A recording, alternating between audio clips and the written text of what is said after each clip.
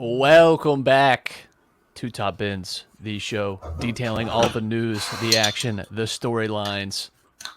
Oh, I was hoping for a little more ASMR there on the beat. Bringing you all the action from England and Italy. I'm your host, Matt, joined by my cold ones Crackin, my beers in the evening sipping co-host, Dom. Dom, how you doing? This is a good one, too. A little Dos Equis. Dos Equis. Somebody left it over from last weekend, so That is clearing the fridge out. That is the one true joy in having people over, is you end up with a variety pack of beers and liquors that you would never buy for yourself, but when they're free, you'll take them. Whatever, man. Yeah, no, I'm feeling good. We're starting the wedding venue search, so things are getting a little busy until we can lock our date down. But I feel things that. Are good. I feel that all the way. This episode is not just brought to you by Dos Equis and Cracking a Cold One. It is also brought to you by Beano Board. Beano is the next big tabletop game for your man cave / she shed. Think paper football meets foosball, and you've got Beano. Beano Board is a game and lifestyle brand based in Phoenix, Arizona. Their goal is to provide the highest quality boards and a true brand experience. Every part of their boards have been tested time and time again for the best possible playability so that every Flicker's experience is a positive one. You can bring the world together with Beano and hear someone's story from the other side of the pitch. Go to beanoboard.com and use our code BEANOUSP, BINHOUSP, for 10% off your order, including the newly launched limited edition Ultraviolet board and Team USA and Team Mexico merch. That's code BEANOUSP for 10% off your order at beanoboard.com.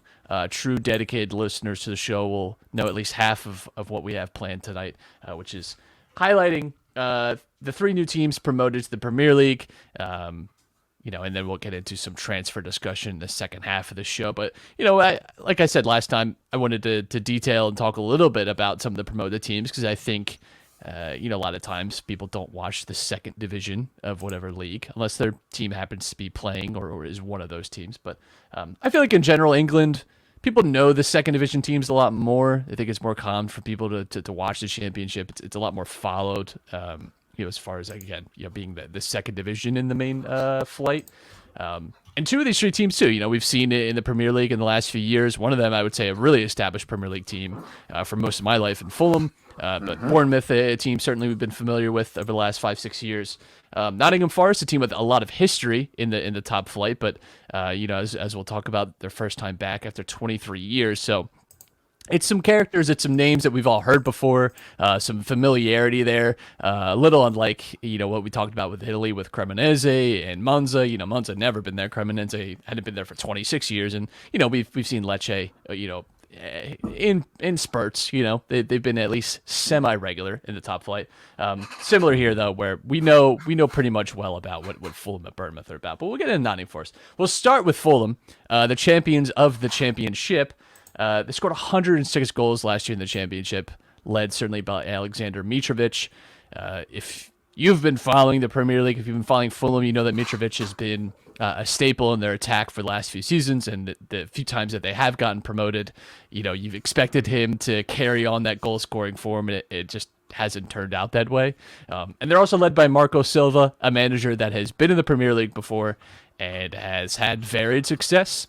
Pretty good at Watford, left there to go to Everton, and I would say that was maybe now I don't even know if that was actually the darkest Everton moment in the last 5 years, but it was certainly in the top 5. They were pretty awful under him, and he ends up getting fired and then has a sort of rebirth now with Fulham, and this team has been just an offensive powerhouse and something definitely to be, I would say, a little bit afraid of.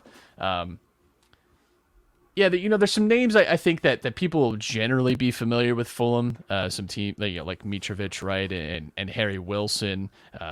They still have Bobby DeCorvo, Reed. If you've watched Fulham in the last few years, if you've seen them in the Premier League, you can remember guys like Tim Ream and a name like Terence Congolo, Kenny Tete, right, like Alfie Mawson, Anthony Robinson, Tom Kearney. Like, these are all names I think for the most part people remember. Ivan Cavallero, at least for me, I remember these names, and this is their third time in the last 5 years getting promoted to the Premier League. So again, there's a lot of familiarity here. One thing I wanted to highlight is some advanced stats here, because again, one of the one of the nice things about them being a team in the championship is the championship gets a pretty good amount of attention. So there's a stat called passes per defensive action. This is an important stat, I think, for people to understand, because it essentially is a really good barometer for teams that press well. So think it is literally as it sounds. It is the amount of times that the opposing team passes before you defensively act upon that team. So the lower the number, the better. You want as few passes as possible before you're defensively acting on them. So they averaged last season 11.5 passes per defensive action. That was second in the championship, tied for second.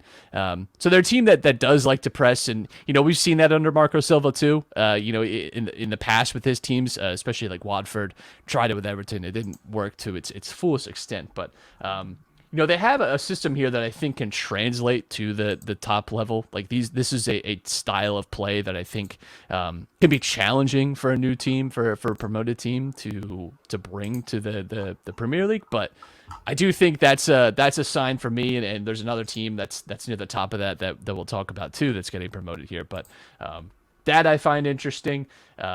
Third promotion, like I said, in the last 5 years. They went straight back down the last 2 times, so they haven't broken the streak. But in the past 8 years, only Norwich were the only team to be relegated after winning the championship and coming up that season. So in some ways, history is on Fulham's side here. I mean, Fulham, like you said, as long as I've been watching, football, has always been a pretty consistent Premier League side. With the likes of, Clint Dempsey playing for them in the past and things like that. So, I used to pay attention to Fulham slightly. It's nice to see them back into the Premier League. Like you just said, it's very unlikely that the team to win the championship goes back down the next season. So, at least we get to see 2 years out of them. I'm most interested to see what they'll do with, their transfers and all that happening. I was taking a look at that while you were talking, and they signed the likes of Paulinho from Sporting CP. Very good midfielder too. Yes, yes. Like a really good purchase, I think. Allegedly, this was updated the 6th. They're buying Andreas Pereira from Manchester United. That's been confirmed today. He has been signed. Pretty mass signing for me. He's like a very fringe Premier League player. Where was he just loaned out to? He was in Flamengo. He was in Flamengo in Brazil, and he had was a not subpar season. Flamengo fans, from what I've read, were not impressed with him at all. Yeah. So well, not sucks. not and a great place they're to be. rumored to get into to mix the sign Ruben Neves. I would be shocked to see that personally. I think Ruben Neves, if he baller. moves on, he's going to like a top 6 club. Neves is interesting because he's never. It feels like the last 2 or 3 years, he's almost like England's Sergei Milinkovic-Savic, where it's like you're kind of just waiting for this guy to make that next big move, and he just doesn't. It feels like the last 3 seasons we've waited on him to move on, and there's been like rumors every summer, and just I don't know, I can't really tell you why, because I think he's certainly capable, but. Wolves are interesting. We'll get to them when we preview the season. I'm very worried about Wolves. Not to detract too much from Fulham here, but I'm a little worried about Wolves because they've done absolutely no transfer business except lose some players. So my chat is saying maybe because Wolves is asking for 65 mil. Hey, he's worth that to them, though. He's a baller. In a world where like you look at like the prices now, 65 million for like a starting midfielder, if you're like a top 6 Premier League team, is really not.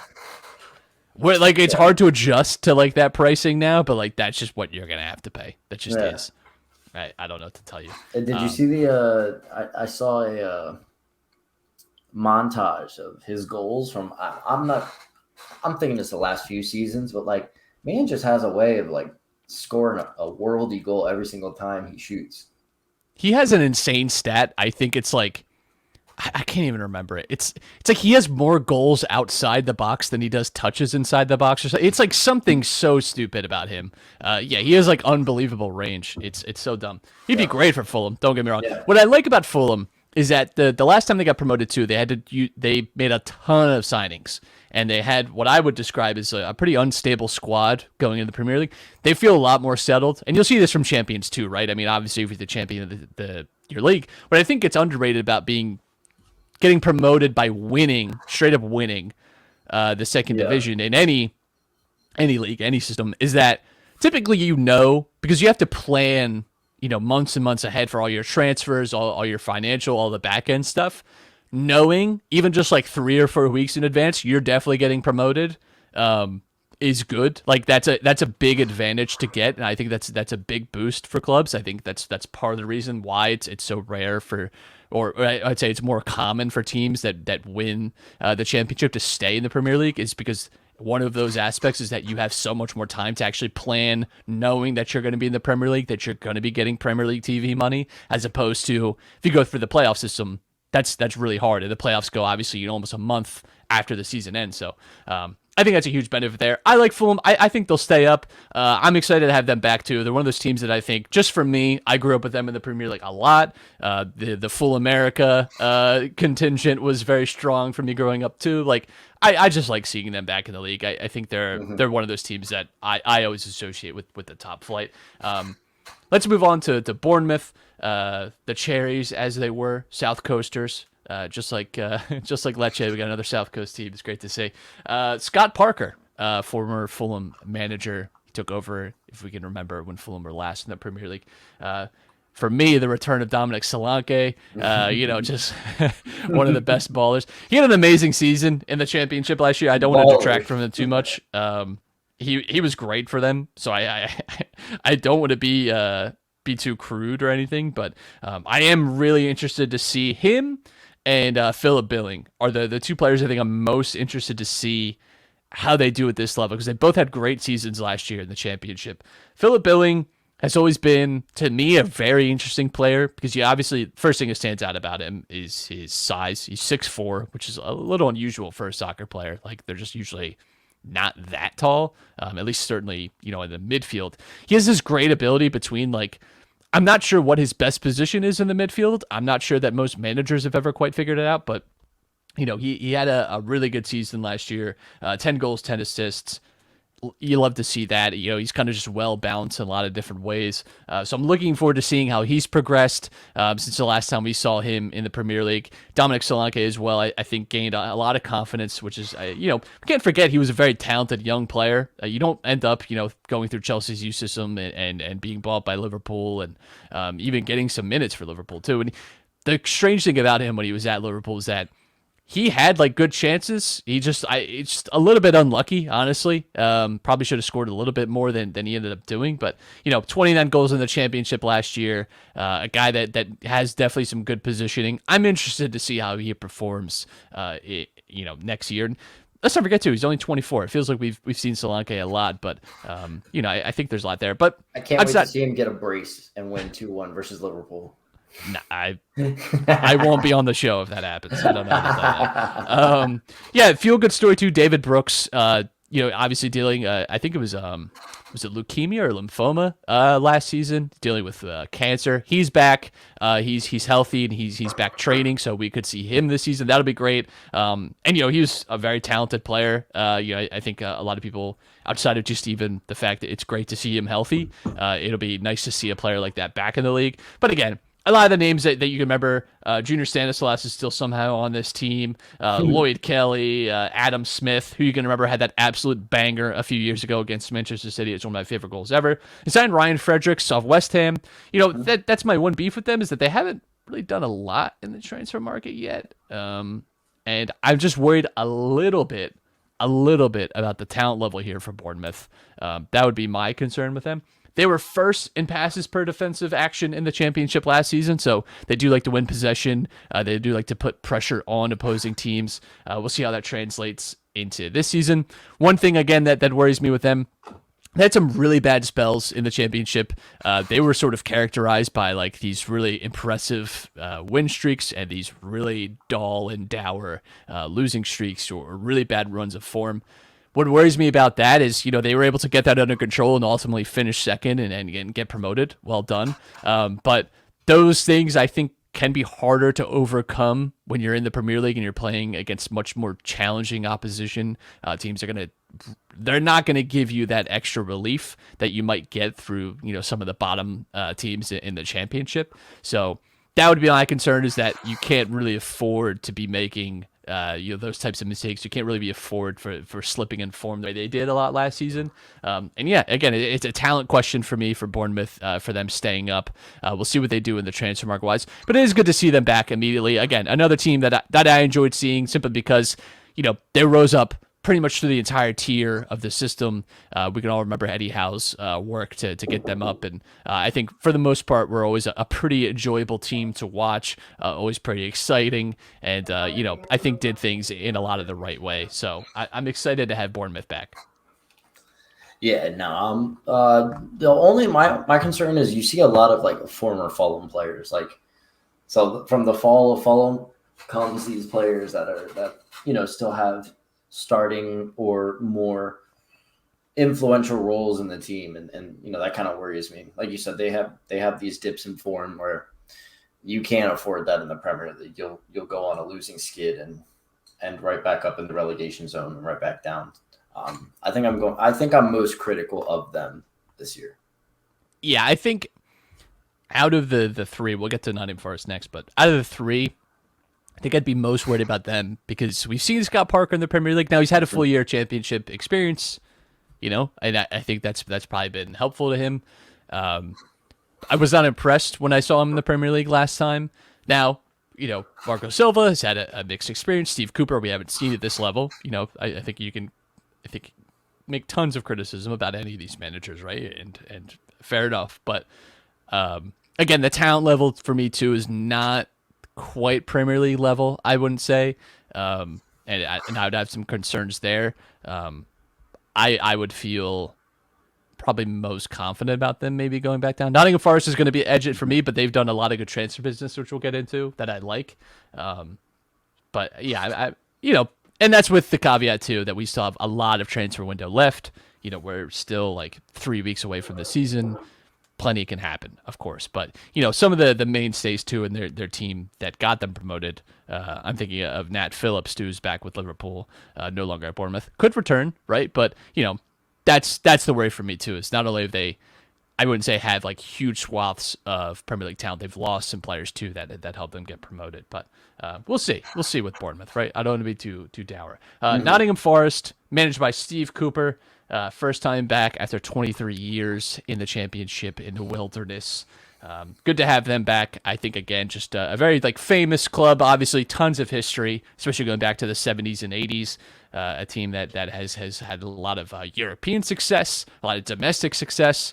Definitely make the case that they are one of the biggest clubs in England for sure. They had one win in their first 7 in the championship last season. Teams with that kind of start have never finished higher than 14th. They make it into the playoffs, nearly got promoted, outright. They were definitely in the hunt for that second spot, but they make it through the playoffs. They win the championship playoffs. It was fantastic. They had fired Chris Hughton, who we've seen in the Premier League, just wasn't doing it for him. They get Cooper in, and they go on this fantastic run. They're one of the best teams. I think one of the biggest regrets that I think a lot of Nottingham Forest fans had was that Steve Cooper wasn't there from the start, because maybe they're challenging Fulham for the championship title if they have him from the very beginning of the season. But it all worked out in the end. It was great to see them back. I've watched Nottingham Forest the most out of any championship team. One, because Liverpool ended up playing them at one point this year in an FA Cup game, and they performed really well in that. But they also had that great FA Cup game, which I watched against Arsenal, and then I watched them in the last few weeks of the championship season, and all of their championship playoff games. I came away every time I watched them really impressed with what I saw. I feel like, especially too, the way they performed against Liverpool, the way they beat Arsenal, I felt like those are good transition markers, right, for a team to know that you can perform that well against Liverpool, one of the best teams, not just in England, but in the world. And Arsenal, a team that finished 5th, a very established, very good team. The fact that they were able to be competitive with both of those clubs, I would say, is a good hallmark, right? That's a good sign. And again, just the way they performed in the championship itself, I I really like them. And I don't know if that's just me kind of liking Nottingham Forest and wanting them to be successful. I don't know, but I kind of like everything that they have, and I maybe it's bias. I don't know, but I'd like to see them do well. Brennan Johnson is definitely the player to watch here. 20 years old, enjoyed a really good season for them, and then was very good in the playoffs as well. That's a name that you're going to hear a lot about, from this team. Think of like Todd Cantwell a few years ago from Norwich. You're going to hear similar types of conversation about Brennan Johnson from Nottingham Forest. Really, really nice player. I like it. What I like about them, too, is they've been very active in the transfer window so far. They've signed Omar Richards from Bayern, Moussa Niakate. They got Dean Henderson on loan from Manchester United. I really like that deal for them. They got Taiwo Awoniyi, who... former Liverpool man, did very well in Germany. I'm really curious to see how he gets on. They've got some names too that like you'll definitely remember. Steve Cook from Bournemouth, the guy I always remember as trying to drag down Mo Salah and stamp on his Achilles en route to Mo Salah, putting a hat trick up on Bournemouth. But tough scenes there. But a lot of names too that I like that I think people will kind of be familiar with. Like this guy, Jack Colback, is back in the Premier League. Real ones know. Real ones remember when Jack Colback, like 15 years ago now, was like the guy.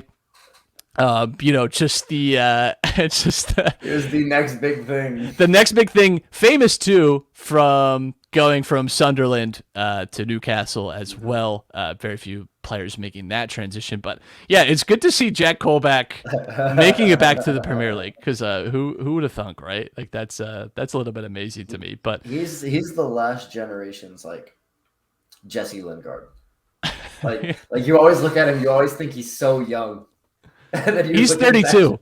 I was like, how old is Jack Colback now? He's like in the Jack Rodwell era too, where it's like just these guys that were like, it's kind of amazing that England 2 seasons of just being absolutely amazing, and then like right, but you think of like the generational gap between those players into like now the types of midfielders that England are producing regularly, like just the general type of player. It's just so different. Like they are, I think, just the last of a generation that I don't know, wasn't producing a whole lot of like top end talent. Whereas now I just think of the hype they got, and it's just kind of insane to think about. Not even like just looking back with like fresh eyes and being a revisionist. It's like these guys were really not that special. I'm not sure what we were. I'm not sure what everyone is hyping up about. Jack Rodwell, I will say, always got a tough break because he had tons of injuries. So that's tough. Tough to say. Sam, I love Roy Kent. I've only seen clips of Ted Lasso, but Ted Lasso's on my list. Let's move on. Hey, that's actually, before we move on, Sam is Monica's brother. That's I know. Gonna be my brother-in-law. I have met Sam several times. Well, for those of you who yeah, fair. You're right.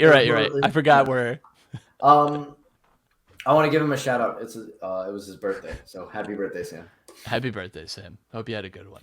What I like about Nottingham Forest is that they've been active in the transfer market. That can go both ways though. If you're starting with 5 or 6 new players, that could be a challenge, and that can create its own difficulties for a team. But I like the team to begin with. I like the signings that they've made. I think they'll be competitive in the Premier League. I wouldn't necessarily be surprised to see them go back down, because I still think they're maybe missing some top end talent. But I am really, really curious to see them play. And I just can't wait. They're one of the teams I'm most looking forward to watching, I would say, in the Premier League, maybe top 5. So let's move in the transfer section of the show. We'll start, as we always do, with some of the more confirmed stuff that's been officially announced. Feels like nowadays, just like the birth of Twitter and all the different aggregators, we know like this guy has been officially confirmed or signed or whatever, for a week or two. It's not until the club actually officially confirms it that I feel like, all right, we're done, fully finished.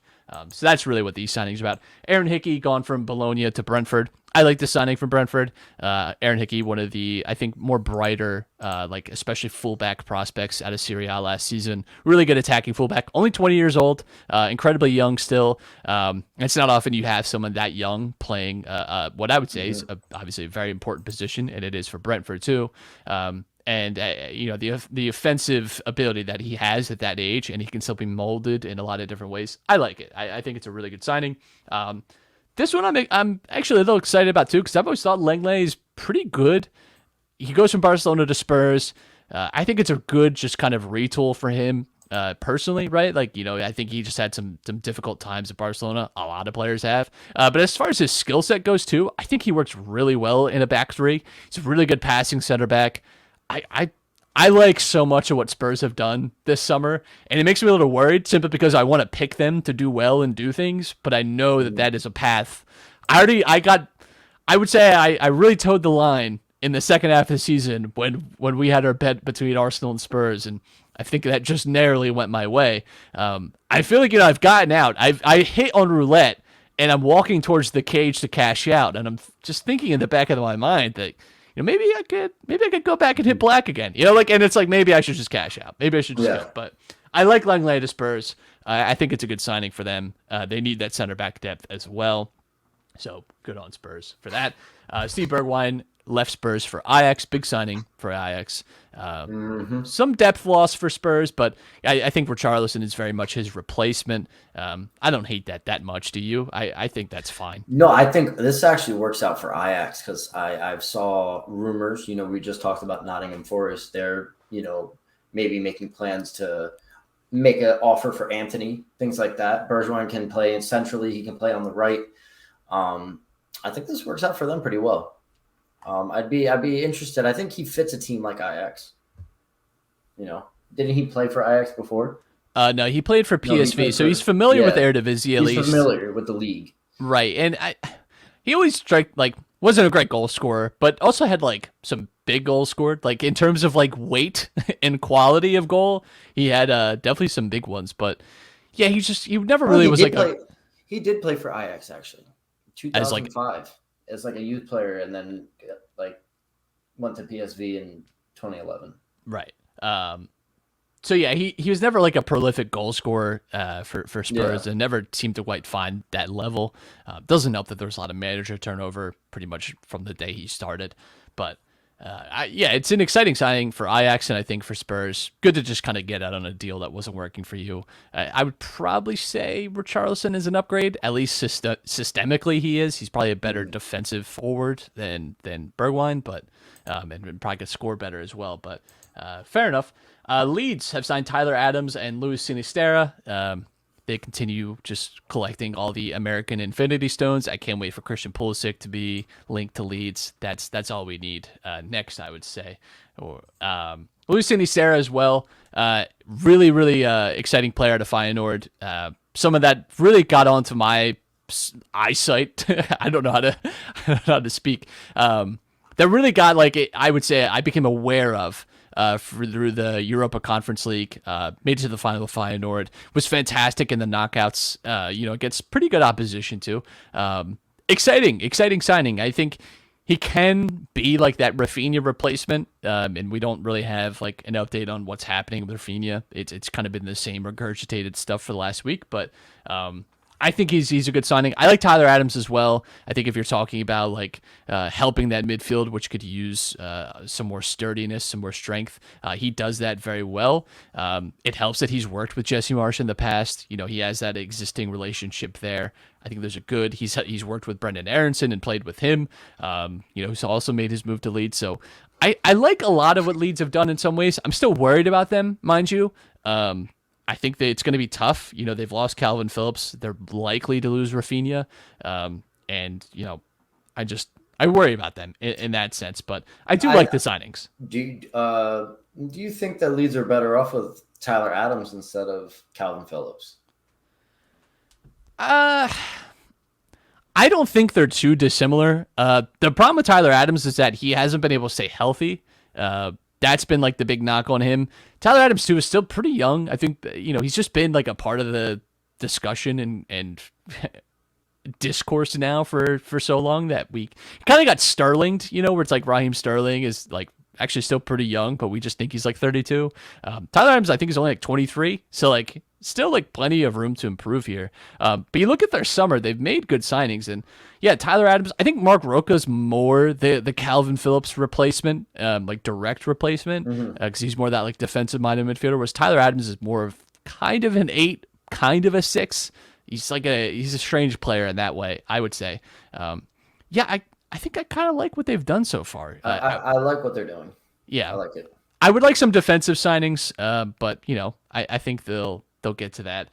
But so far, always good to see another American in the Premier League as well, and like one that can actually like grow and play in the league at a pretty consistent rate too. I mean, he played, like you said, if he stays healthy, that could be good for the men's national team as well. Yeah, and you have him and Brendan Aronson, Medford's own, 21 years old, all coached by Jesse Marsh. All three of those guys, in some way, Tyler Adams, Jesse Marsh, especially molded by the Red Bull system. Brendan Aronson was obviously just at Red Bull Salzburg for a year, so some familiarity there, which I like. That's good. And yeah, like I said, I like what they've done so far this summer. Let's move to Italy. Angel Di Maria confirmed for Juventus. I think it's a good signing. I think we've talked about that before, but I like him. I know you maybe differ a little bit on that, and that's fine. But I like Di Maria. I mean, Juventus has a cane closet. So, they just, whenever they sign a big name older player, they just bring them to this closet first on their first day. They're like, all right, have your pick. And then, show them the rest of the facilities because, I mean, it's obviously good for Juventus. They needed a right-sided playmaker, but Di Maria is really their choice. I don't think Di Maria is bad. I don't know where the Di Maria hate has come from. He's not like prolific, but he's a good. They don't really need a goal-scoring winger. They need someone to provide good service to Vlahovic and beat a player because they really missed that from Chiesa last year when he got injured. He gets injured because of the more. I don't think he'll. League One is pretty devastating in terms of tackles too. I mean, ask Neymar, ask Messi. Ask Neymar. Neymar got fucked up in that league. I can't lie.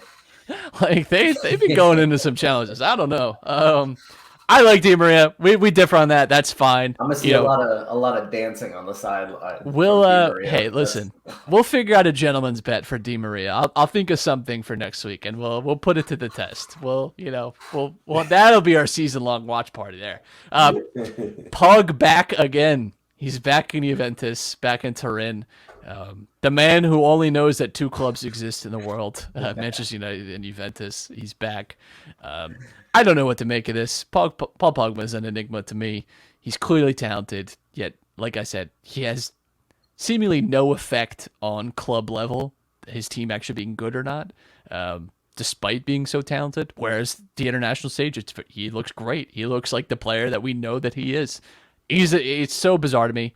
Maybe it works out better here in Juventus. I think the midfield, everyone's going to talk about, obviously, the midfield who's a part of last time that he was at Juventus, and it doesn't match up to that. Marchisio and Pirlo and Vidal. Like, come on, of course. Yeah, of course not. But I do think, like, Locatelli, Zakaria, McKennie, pretty good. And I think complementary pieces to him. And I'm willing to roll the dice if I'm Juventus. I think it's fine. I don't hate it. He has Rabiot there too.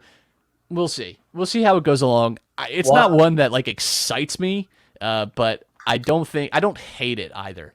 Juan Cuadrado finally has a dancing partner for some celebrations now. Yeah, that's what we need more of. Doing the tarantella over on the corner flag after a goal or something. Yeah, we haven't seen enough of that from Pogba. We haven't seen enough dancing. Chiriches and Cernicola go to Cremonese on a free. I like this. Cernicola had been there. He's mostly been like a Serie B player. But Chiriches, we've seen play at like the top level in SerieA. I like the like veteran defender going to the newly promoted team. I think that's always a good move. By the promoted team. Cremonese are still going to have a lot of work to do to stay in the league, but I think that those are two smart signings that I liked. They have not spent very much money. The fact that they are free is also very nice, I'm sure. Built from the back, right? Build from the back. I think if you're promoted, I would rather just go for goal scoring, but that's just me. I think that's just my personality. But yeah, there's nothing wrong. Again, getting some experience. I like think leadership wise, that's Yeah. what I mean, right? Like the two guys that you're going to look after are the guys running the defense. So, I agree. It's a good signing. So free, you can't complain. It's free too.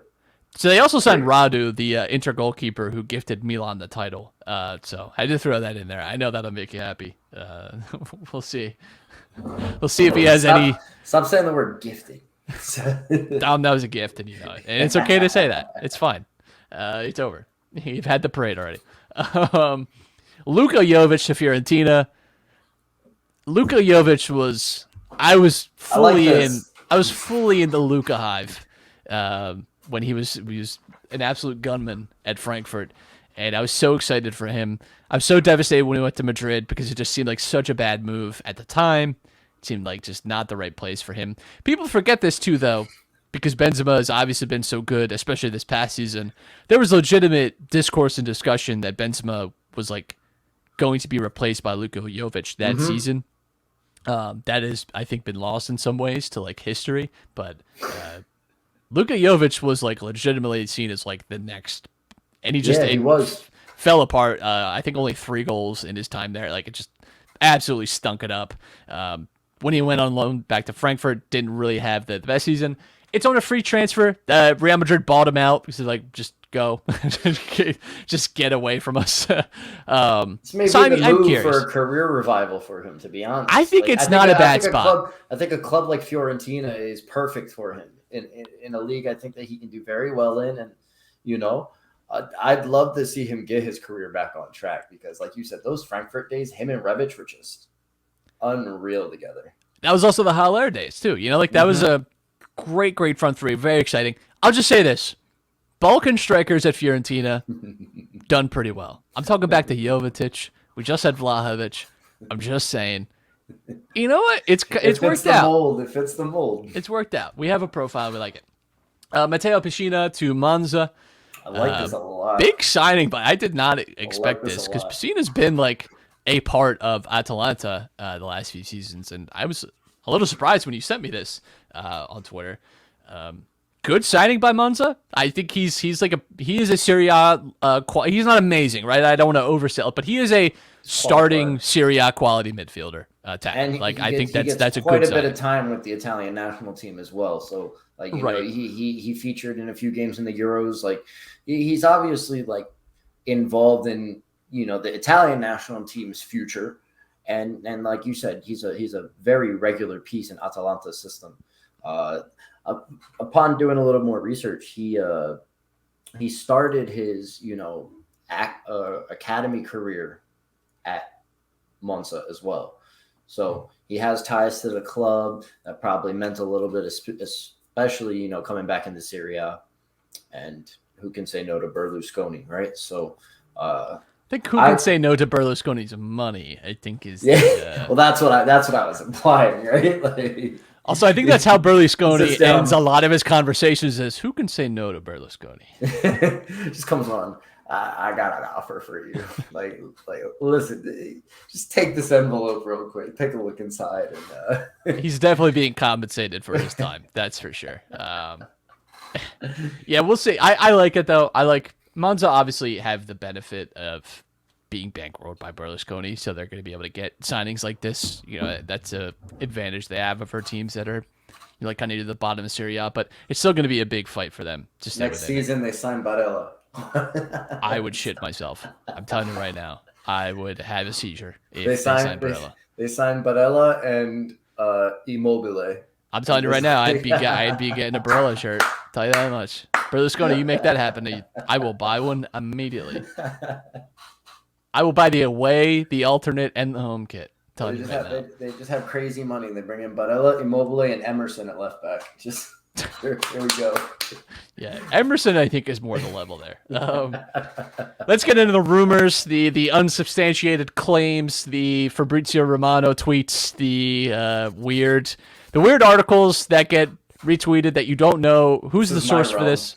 So Bayern are apparently very in on De Ligt. It seems like he's leaving Juventus, kind of no matter what, whether it's Chelsea. He wants to go to Bayern. Bayern have spent a lot of money on center backs over the years. They've not been afraid to splash the cash, especially on defensive players. They spent a lot on Upamecano. They spent a lot on Luca Hernandez. Spent a lot on Benjamin Pavard. Like, they've not been afraid when a defender that they like is out there, going out and getting them. So it seems like they're on an. I would hate to see De Ligt leave SerieA, simply because I like watching him play.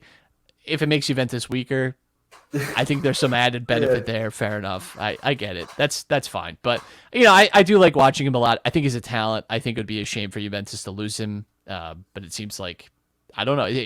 It seemed like there was a contract dispute. They were trying to get a renewal worked out. It didn't happen, and that's been kind of the catalyst for this transfer now. But I would be fascinated to see him at Bayern. And again, I like that idea. 21. He's 21 years old. I really, really do like that idea of him at Bayern. I think, him and Sule or whoever he'll be paired with at Bayern. Well, Sule's at Dortmund now. Oh, I did not know that. Okay. So then who's the starters? It's going to be him and...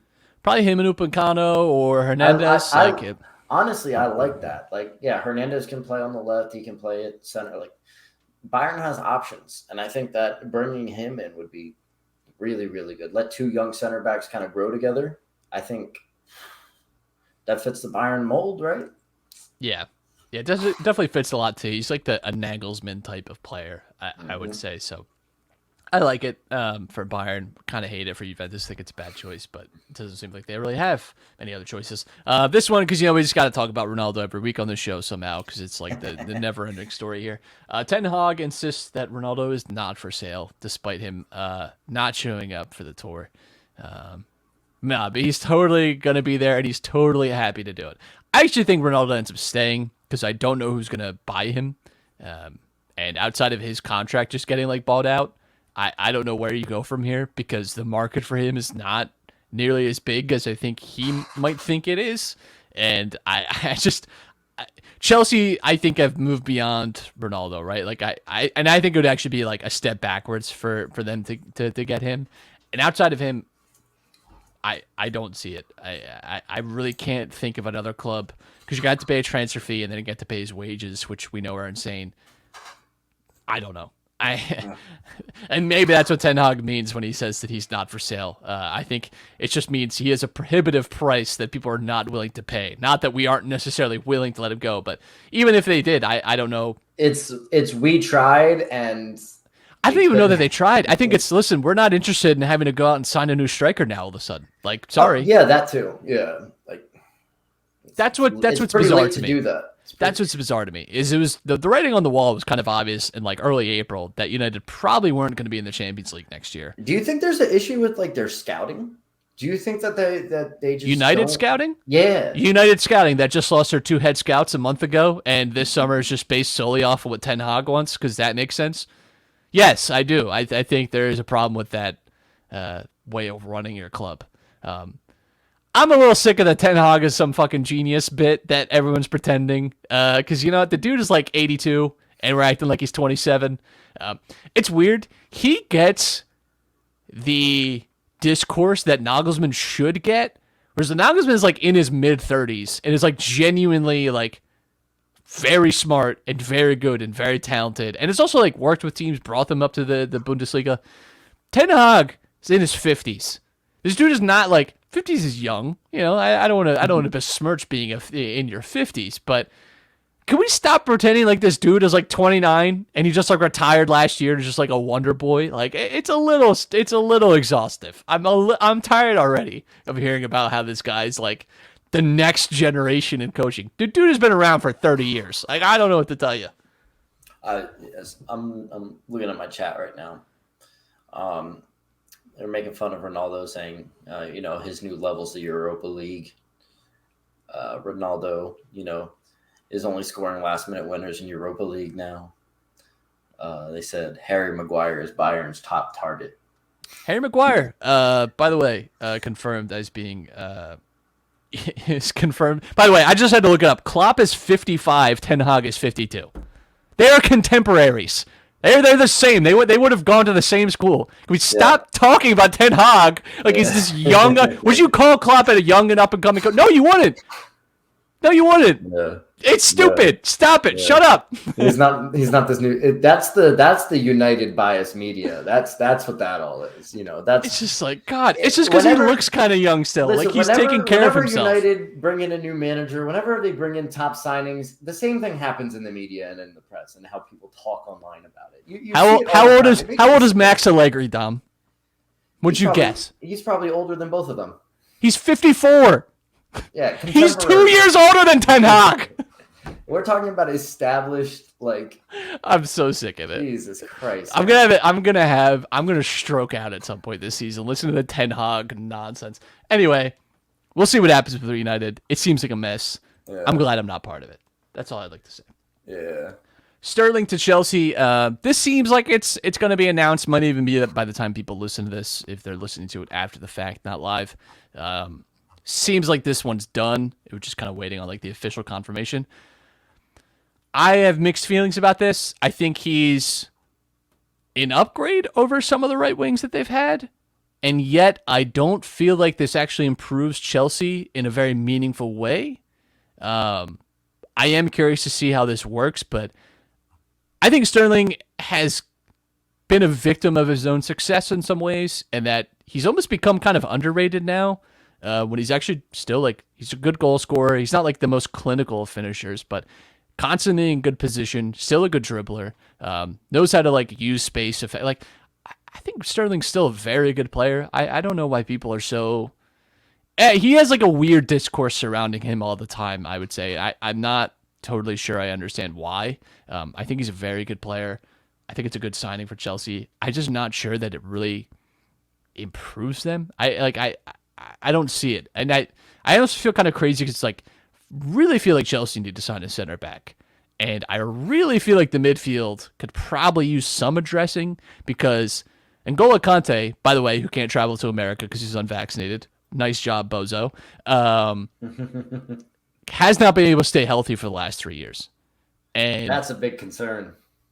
Kovacic, now some of it was like impact injuries last season, so maybe it's a little unfair, but also injured a lot last year. And maybe that's out of his control. Wasn't necessarily muscular. He had some like impact stuff. Fair enough, right? You get unlucky.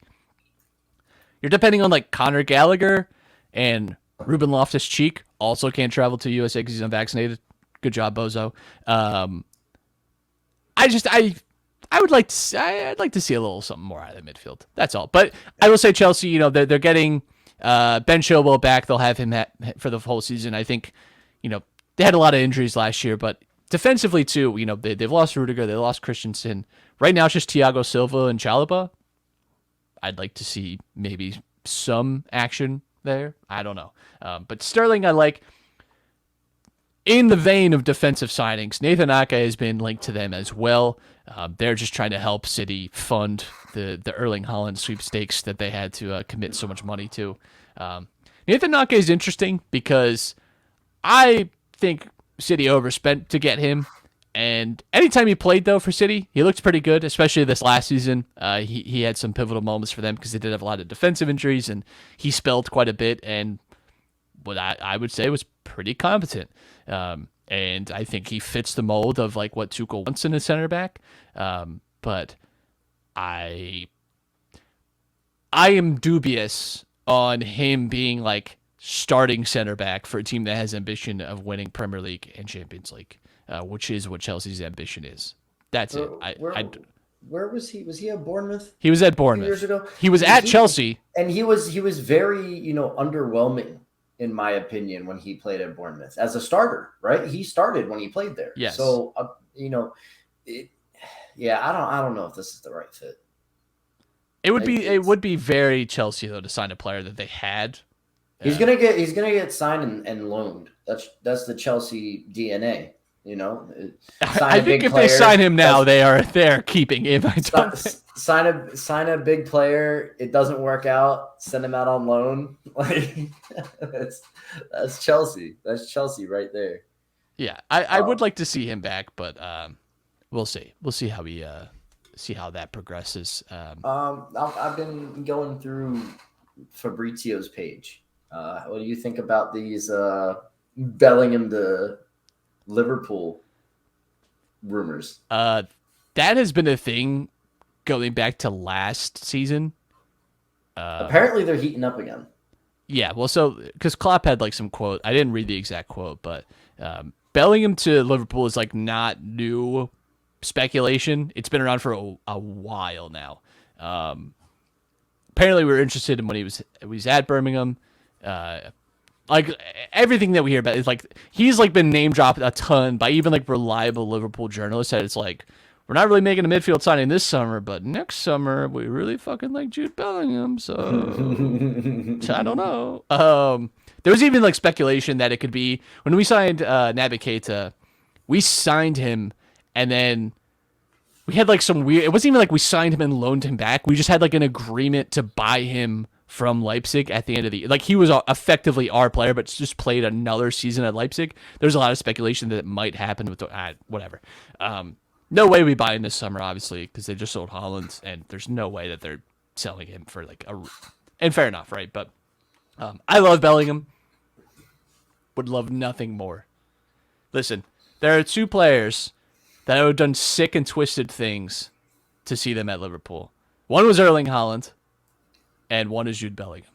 If we could get one of those two, I would be happy. And especially if I don't have to do nefarious, illegal things to make it happen. But yeah, I would love to have Jude Bellingham. What about Strakosha on a free to Brentford? Not bad either. Strakosha is pretty good. He's like very established SerieA goalkeeper. I think it's a good move. I don't mind it at all. I think it's a good signing for Brentford. Samu Castillejo, wanted by Gattuso. He's gone, baby. Your boy out to Valencia. Picking them oranges, gone. baby. Let's go. I'm so happy. Agent Gattuso coming in, bro. I love it. Gattuso in Valencia with Peter Lim is I would just pay to see that ring camera footage. That's it. Well, look, I want to see what's going on at their I heard that players are hating them just as much as players are like stepping off the field at Tottenham training grounds. Like, when you say stepping, what I've read was crawling and vomiting. The English media definitely blows things out of proportion. Come on now. I saw the pictures. So did I. They were, and fair enough. On the ground. I listen. If there's one manager that so like a lot of people always say like he has a rigid conditioning program or you got to run in his system. Conte's the only person that I think I actually kind of believe like. He's one of very few managers. I think that reputation he has actually is probably true, where it's like the dude has said in interviews that he would rather kill a player. And I think he might actually believe that a little bit. Like, he is kind of a little scary. And I think he has like weird Southern American football coach energy, where it's like, yeah, he does. You're going to do like Oklahoma drills till you die. Like I am gonna make you do sprints until you vomit and shit yourself. I really do think that Gattuso and like Conte are of the same cloth, but Conte is way more refined, and Gattuso, who is not as experienced, is still figuring that out and tweaking it and trying to find the right thing. Gattuso is henchman and Conte is mob boss. Like Gattuso has like rabid dog energy, and Conte's a little more refined. He knows how to reel it in sometimes. But when the mask clips with Conte, and you get a little bit of like his psycho shit and talking about suffering and how he loves to feel the blood of his opponent, then you're like, all right, you know what? Like Patrick Bateman, like reel it in. Like, okay, you're a manager, not a 401k expert. Like, listen, I could be nothing but happier that he wants Castillejo. Go right ahead.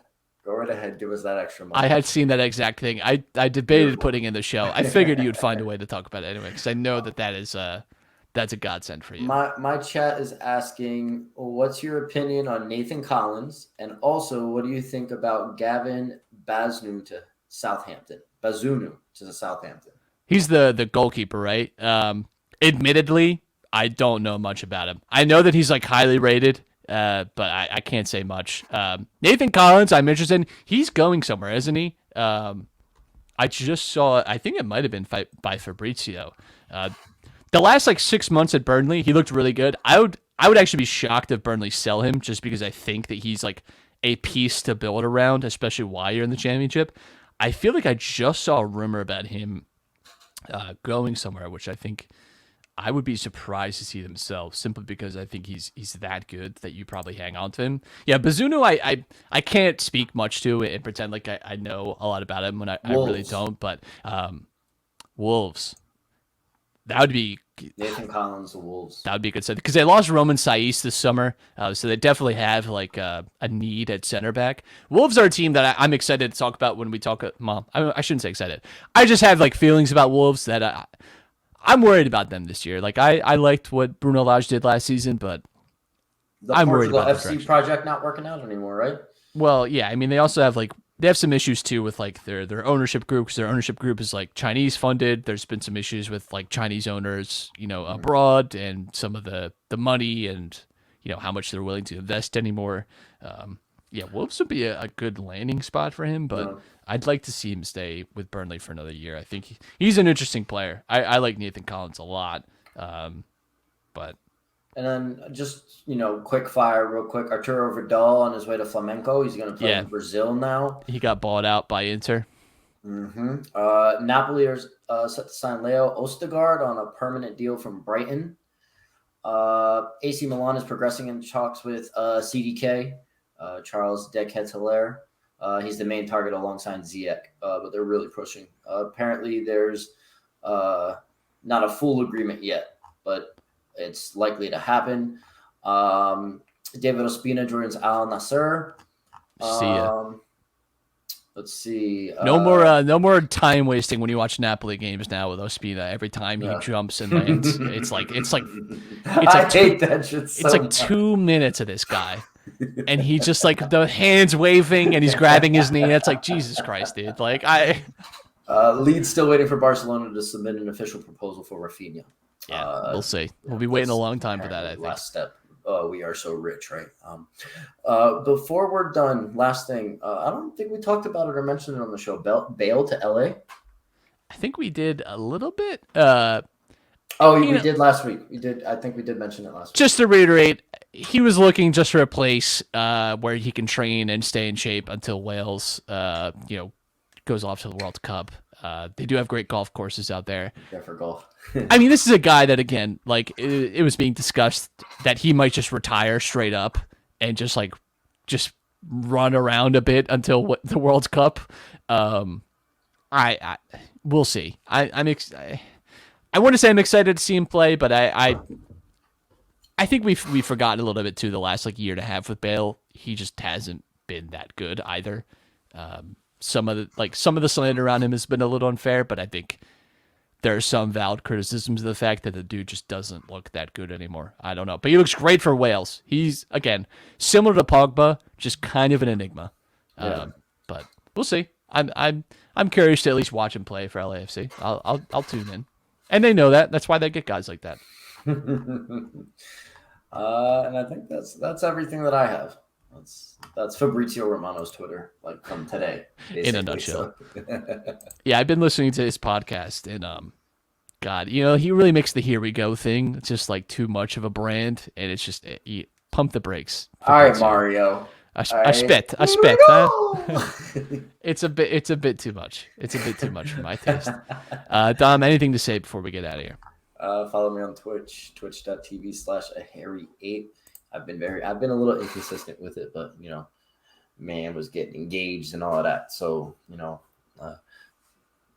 trying to deal with a couple things right now, coaching and life. I'm just going to try to get to a more consistent schedule once my work becomes more consistent as well. So, follow me on Twitch. Stay safe, stay smart. Don't do anything stupid. That's great. That's great summertime advice from you, Dom. We'll be back next week. We won't be previewing just yet, But we'll be back rounding up some transfer talk and some storylines. I keep saying it. We are barreling closer and closer towards at least the start of the Premier League season, and then the weekend following is the start of SerieA season. August 5th is the first Premier League game, so get into it. Also, just wanted to shout out to the women's Euro started. England beat Norway 8-0 today, which is like an astounding result. I know it's not. I know people don't like to do this, but I think sometimes too it just helps people understand a little better. This is like Germany beating like Spain 8-0. You're like, it's just like Norway are a very good team, and Matt, it's coming home. It honestly might be because England have looked really good.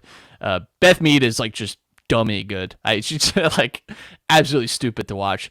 So yeah, I would definitely recommend if people haven't checking out the women's Euros because it's good. Baby. Iceland. Yeah. All right. It's been really good. I think it's been a lot of fun to watch. Some good quality too. So check that out if you're starved for a little game time like me. But we'll be back next week breaking down some more transfers, talking a little bit more about the future, and we will talk to you next time.